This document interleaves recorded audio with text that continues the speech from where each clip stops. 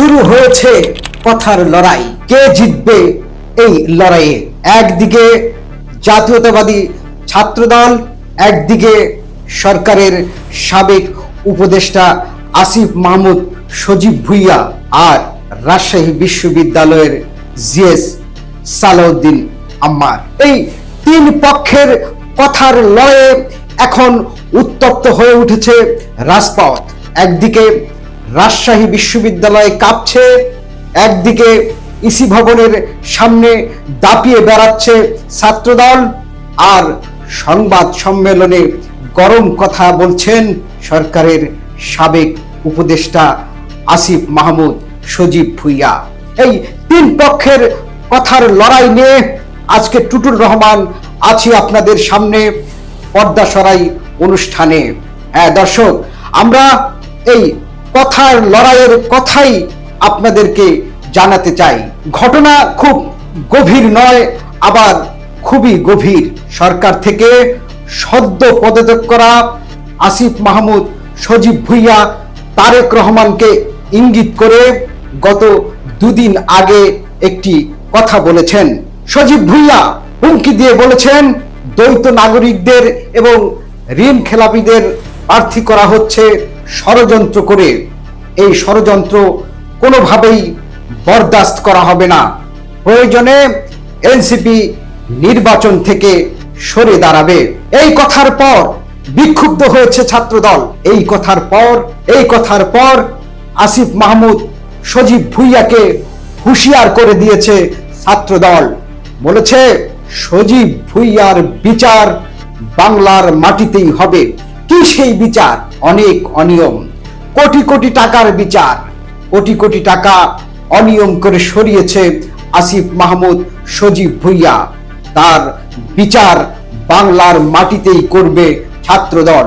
সেই হুঁশিয়ারি দিয়েছে ছাত্রদলের সাধারণ সম্পাদক নাসির উদ্দিন নাসির।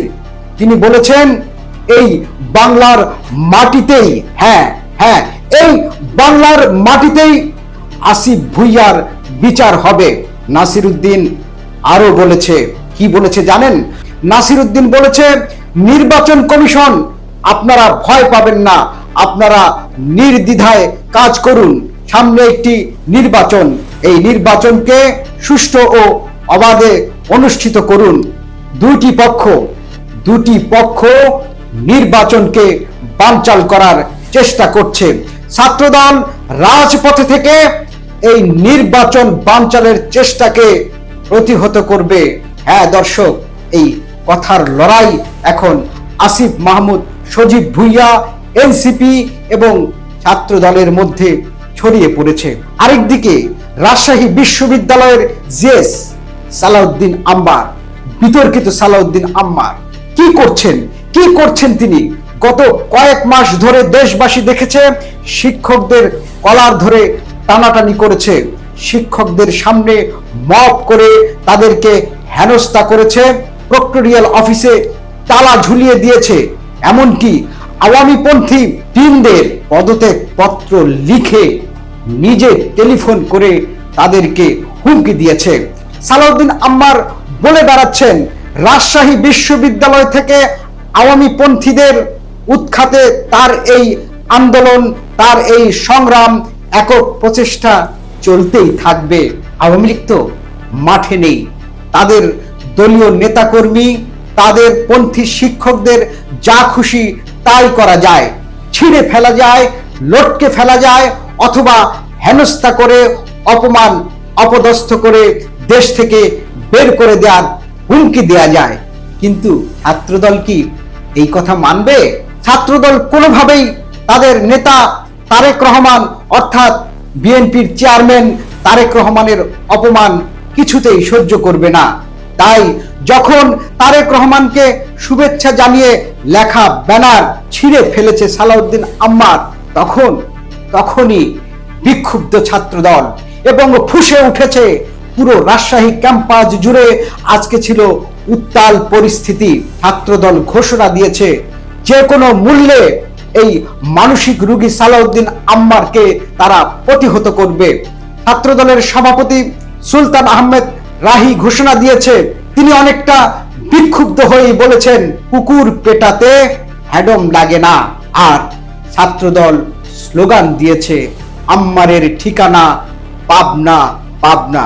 এভাবেই কথার লড়াই শুরু হয়েছে, কথার যুদ্ধ শুরু হয়েছে। একেবারেই যুদ্ধ পরিস্থিতি, একেবারেই সংঘর্ষের পরিস্থিতি। এই পরিস্থিতি কোন দিকে মোড় নেয় সেটাই এখন দেখার বিষয়।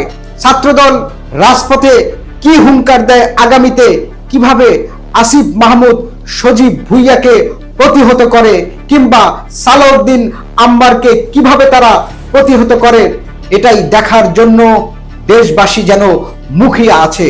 সামনে নির্বাচন, এই নির্বাচনকে সামনে রেখে কয়েকটি ছাত্র সংগঠনের এই যুদ্ধ অবস্থা সত্যিই কি প্রশাসনকে ভাবিয়ে তুলেছে? আমরা জানি না, আমরা শুধু দেখতে থাকি। চোখ রাখুন হার্ড টক বাংলার পর্দায়।